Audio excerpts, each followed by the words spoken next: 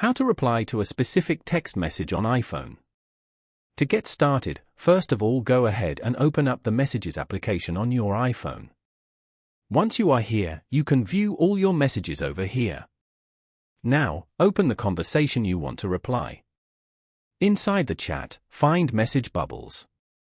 Now, press and hold on a message to reveal a pop-up menu with several options.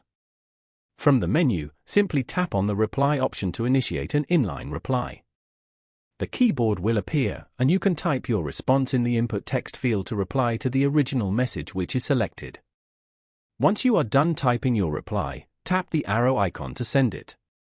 Your text is now sent as a threaded reply, making it clear which message you are responding to. Tap on the cross icon to go back to the original chat.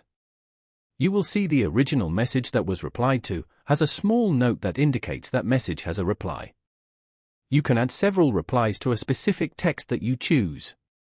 When you tap on the replied section, you can now view all the replies you have sent. Following these steps, you can easily reply to specific texts on your iPhone.